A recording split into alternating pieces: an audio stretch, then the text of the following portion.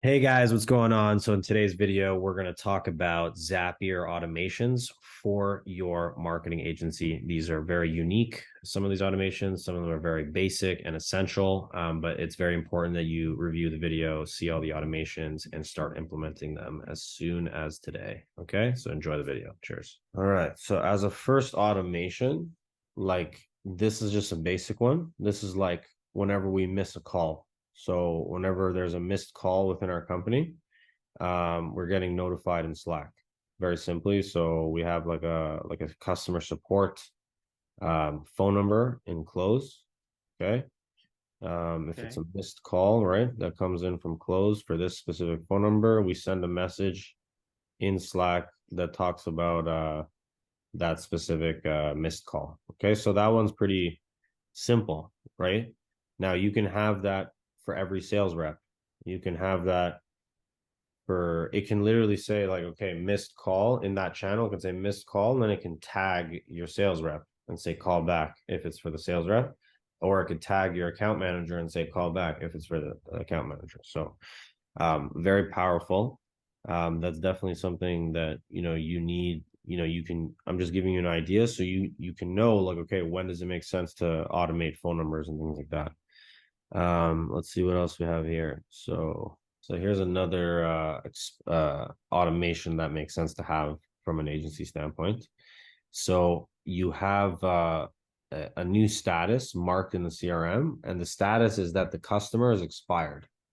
So they're no longer with us. Either they graduated, brought the service in-house, or they, just moved on or whatever it is, right? So when we mark them as expired, then what happens is they it sends a Slack message to the relevant teammates, the service team, in Slack, and then now they're aware that this client is expired to stop working on their campaigns. And to also the reason why this is important is because what this does is it will basically like we have a lot of costs, okay, for each client, right? I'll give you an example. This is just one example, but let's just say we bring on a client, we're running their ads, we're using Swido for reporting. So adding that client would increase our Swido costs because the more data sources you have in Swido, the more it costs, as an example, right? So the reason why we would want to send this expired client notification is because we can then the relevant people in this channel can then go and disable that Swido data source or remove that client from whatever we're doing for them, so that way we're saving costs as well. And then the last step here is to add the person to a Facebook custom audience. So now that they're expired client, we want them added to a Facebook audience, and this audience is going to be an audience you exclude from all your advertising. Does that make sense? Makes sense. Yeah. So you don't want to have your ads repeatedly going at clients that have already expired, right? And you should have retargeting ads within your agency, like where anyone who comes to your website, last 180 days as an example, should be getting hit with ads from you. So if that's the case, and all the people are getting hit with ads from you, then you don't want your expired clients to be getting hit with those ads anymore. So what you do is you add them to a custom audience in Facebook called expired clients, and then you just exclude that from all advertising. Make sense? Okay, so that's an important one as well. This one's important. This is like a more of a structural automation that you're gonna need, more so when you have like a sales team, but it's important to know nonetheless, even without a sales team, it will help you. All right. So we have an automation here.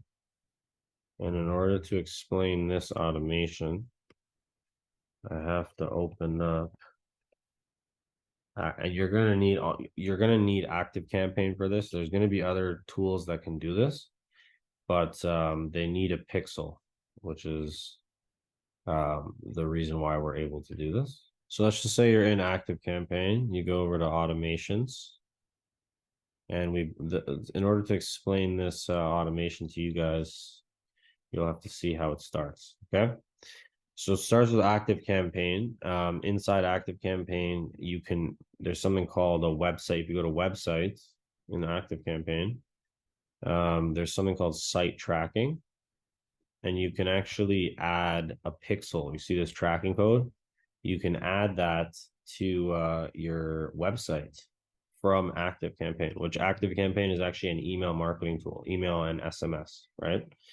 And a you can put a tracking pixel on your websites and then trigger automations afterwards based on what kind of behavior people have with that tracking pixel. So for example, here's a trigger for an automation I have currently. I have when a contact in our CRM visits this specific URL, which is our testimonial page, right? When any contact visits that page, we want to know about it. So what we do is we add 10-point score, and then this little Active Campaign scoring system shows that leads are hotter. And then it sends a webhook to a specific URL. And this URL here is basically, all it is you catch the hook. So the hook is sent from here. It's just a step that you do. You go here, webhook, you click that, and then you just paste the URL, and the URL, you're going to get it from your Zapier step. So you add a catch hook by Zapier, and then you're going to get the URL, put the URL in here within Active Campaign.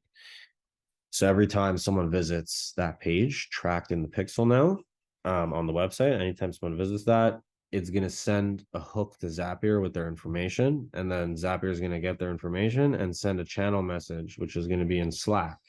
It's going to send a message saying, yo, this guy just visited our testimonial page. See that? So you have people visiting our testimonial. How we know like the name and the phone of the clients from Because it's Active tracked. Campaign? Yeah, it's tracked in Active Campaign. Exactly. Okay. So it's someone like it's already like some beta form or something before in the past. Yeah, no, every contact that we run with our ads typically comes into Active Campaign. When Okay. we do our advertising. That's why there's like 10,000 contacts in here. And so we basically just want to know, who's coming and who's visiting this specific testimonial page, right? You can see this guy here, Rico, right? 1, 2, 3, 3 different occasions. Look at the times. 2 p.m. he visited the testimonial page, 2:43, 5:30, 3 different occasions. And then at 5 a.m. he did it as well. Okay, so that's 3 different occasions, right? So what does that say about the lead, Michael? If someone visits your testimonial page, what does that say? Very hard to close. It I says that also they're I looking also into you. They're looking into your back end work, right? They're looking into your quality of work. They're looking into if they're going to be successful with you, which means they're highly considering working with you, right? So it's a higher quality lead. So that's why I would suggest people do this automation, because it gives you an understanding of how people are behaving, right? As well, you can have your CRM, which is close, or if you're using Go High Level, that's fine as well. You just update your CRM, notifying your CRM that this person visited the testimonial page. So you can do that with GHL, find GHL and update GHL with a tag with a contact tag saying visited testimonial page, right? And then now in GHL, you have a list of all the people who visited your testimonial page. See what I mean? Yeah, amazing. Okay. So that is a key automation to have. Look, there's other tools that have tracking pixels, but just to make it easier, this is Active Campaign, and this is just a basic feature that Active Campaign has. It has more features, but that's an example. Okay. Here's a basic. It looks like a basic Zap, but it does such powerful shit. So, for example, if someone signs our sales rep contract in PandaDoc, we send them a PandaDoc when we want to hire them as a sales rep, right? If someone signs that and becomes a sales rep, it's going to enroll them into the training course. specifically for them so that they can become like a good good SDR, good sales rep, good closer, whatever the role is that you're hiring them for. You just create a Panadoc template so that every time you hire for that specific role, you use that Panadoc, and then anytime that's completed, it's going to send them the training course specific to their role, that will, or like specific to your company. Even it doesn't even have to be about a role. It could be like specifically about variance marketing, or nuevo media, or whatever it is, and it can just be talking about the brand itself.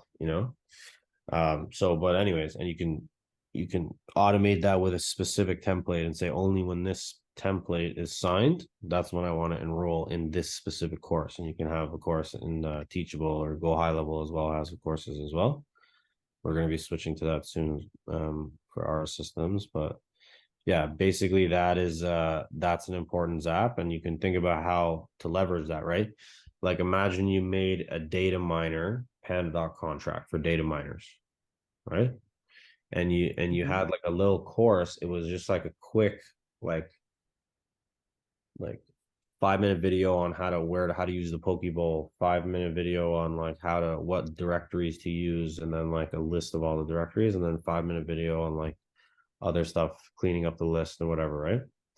And every time you sign a new data miner on, their job is already delegated to them. They know what to do. Like it's all automated, That's how you would automate it, through courses. So you enroll them into courses, and then they basically follow the steps within the course. And then you literally don't have to talk to them. You only have to talk to them during the interview, and then make sure they're good, and then they sign the Panadoc, and then boom, they know exactly what to do, and they're already working on it. So that's a hiring related automation that you definitely need.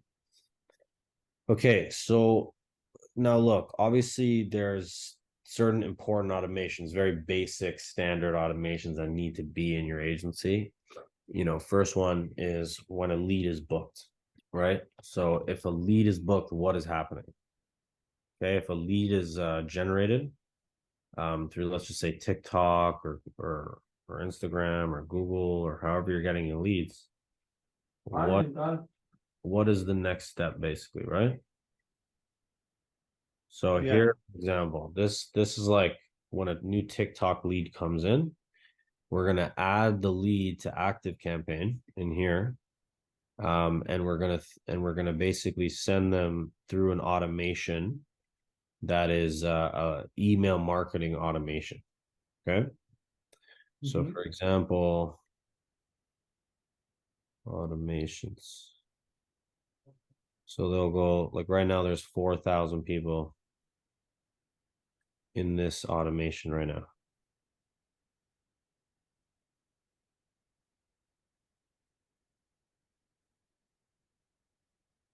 Okay. And so when the tag is added, right? So here, new TikTok lead comes in from TikTok lead forms. Then we're going to add the tag to the new contact, create the contact in Active Campaign, and apply the tag. And the tag that we're going to apply is this tag here, deal flow lead, so that this gets triggered. You see what I mean? This automation. So every time a new contact gets loaded in, there's a tag applied, and then now that's immediately going to trigger this automation. You can see 6 people waiting, 9 people waiting. It's like every day, 21 people waiting, etc. Right? So yeah, and you want that to happen every single day. The lead comes in, they go through the automation, then they're going to be added to your CRM under the correct pipeline stage. Then you're going to send them an SMS. So typically we just send a welcome SMS, and then notify Slack. You should have a channel that's specifically for, let's just say, new leads, right? So new leads, right? And all your leads should pour into this channel, and you should have your sales team attached to the channel so they can get real-time notifications on how to get to the lead right away, because you want those leads called immediately. It's important for all leads to be called like right away. Okay. Now, a lot of people are going to be wondering, okay, why do I use close? Why do I use different systems. Could be cheaper to use GHL. You know what? Like I should technically use GHL for because GHL can do everything that I'm doing. But the the systems I've already built, like I already have too many of these systems built. So that's why like I'm staying within these systems. Plus I love Close. Like I don't want to get off Close. Close is like the best CRM ever.